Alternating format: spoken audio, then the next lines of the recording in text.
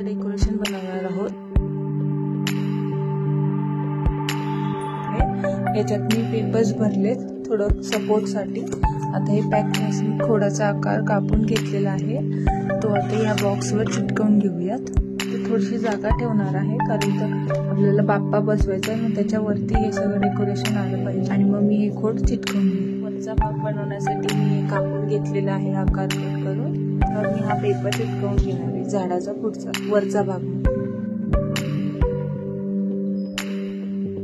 Support हवा होता म्हणून मी हा बॉक्स असा इथे चिटकवलेला आहे। त्याच्याकडे ती अशी आपण पसरवून घेऊया।